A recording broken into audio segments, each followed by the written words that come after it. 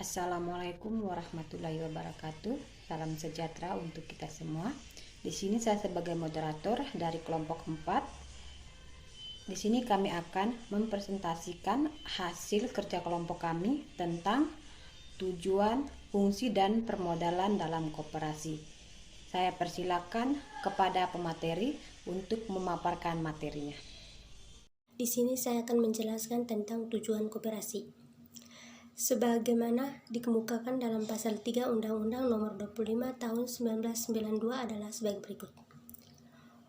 Koperasi bertujuan maju kesejahteraan anggota pada khususnya dan masyarakat pada umumnya serta ikut membangun tatanan perekonomian nasional dalam rangka mewujudkan masyarakat yang maju, adil dan makmur berdasarkan Pancasila dan Undang-Undang Dasar 1945. Berdasarkan pengertian koperasi secara umum dan para ahli, pembentukan koperasi bertujuan untuk meningkatkan kesejahteraan ekonomi dari para anggotanya adalah 1. Membantu memperbaiki taraf hidup maupun ekonomi para anggotanya serta masyarakat sekitar. 2. Membantu pemerintah mewujudkan kehidupan masyarakat yang adil dan makmur. 3. Meningkatkan tatanan perekonomian di Indonesia.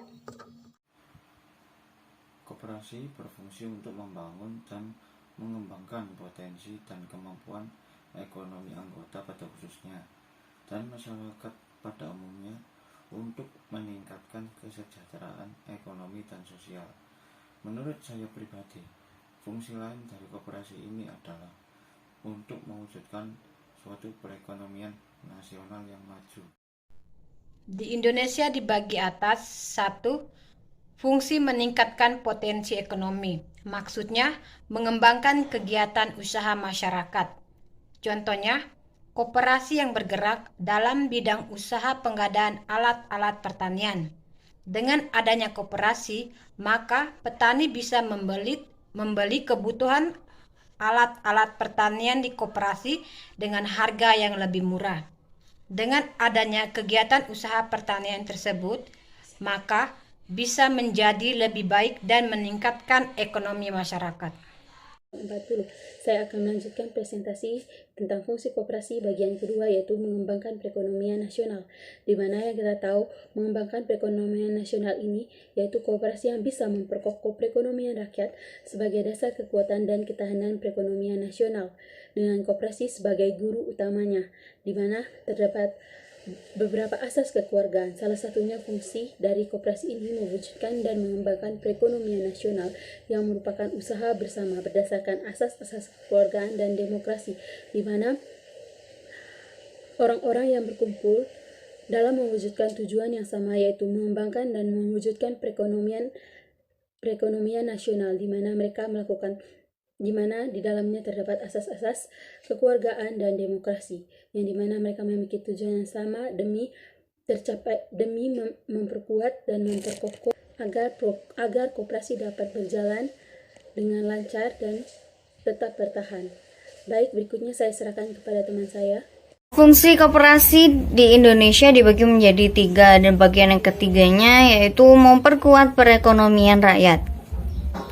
Seperti yang sudah dijelaskan terkait fungsi koperasi, yaitu mewujudkan dan mengembangkan perekonomian nasional, sehingga secara tidak langsung koperasi bisa memperkokoh perekonomian rakyat sebagai dasar kekuatan dan ketahanan perekonomian nasional, di mana koperasi sendiri menyongsong asas kekeluargaan dan demokrasi ekonomi. Permodalan dalam koperasi. Yang pertama, prinsip dalam permodalan koperasi. Yang kedua, pemodalan koperasi. Yang ketiga, modal sendiri dibagi atas. Prinsip dalam permodalan koperasi. Yang pertama, pengendalian dan pengelolaan koperasi harus tetap berada di tangan anggota dan tidak perlu dikaitkan dengan sejumlah modal yang ditanamkan oleh seseorang anggota, dan berlaku satu anggota satu suara. Yang kedua, modal harus dimanfaatkan untuk usaha-usaha yang bermanfaat dan meningkatkan kesejahteraan anggota. Yang ketiga, batas jasa terhadap permodalan diberikan secara terbatas. Yang keempat, Koperasi memerlukan modal yang cukup untuk membiayai usahanya secara efisien. Yang keempat, usaha koperasi harus dapat membantu pembentukan modal baru. Saya akan menjelaskan apa itu koperasi simpanan wajib dan kapan bisa diambil. Koperasi simpanan wajib merupakan sejumlah uang tertentu yang harus dibayar oleh anggota koperasi kepada koperasi dalam waktu dan kesempatan tertentu. Contohnya, setiap bulan dengan jumlah simpanan yang sama setiap bulannya, dan besarnya simpanan tergantung hasil kesepakatan pengurus koperasi dan anggotanya. Dan yang kedua, kapan simpanan wajib diambil? Simpanan bisa diambil ketika keluar dari keanggotaan koperasi. Jadi, hal ini sudah tertera pada pasal 42, maka tidak bisa untuk mengambil keputusan tersendiri. Sekian dan terima kasih.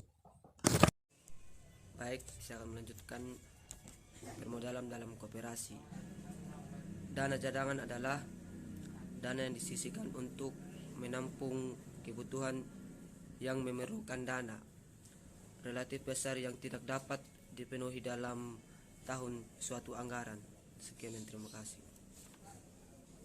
Baik, saya akan menjelaskan permodalan dalam koperasi. 4. Modal pinjaman. 5. Penerbitan obligasi. Ada 3. 1. Persyaratan penerbitan obligasi. 2. Penerbitan obligasi perlu menerbitkan beberapa unsur. 3. Pemupukan modal dan pernyataan modal. Demikian presentasi kami mengenai tujuan, fungsi, dan permodalan koperasi. Sampai di sini saya sebagai moderator mohon maaf apabila ada kesalahan. Saya ucapkan terima kasih. Wassalamualaikum warahmatullahi wabarakatuh.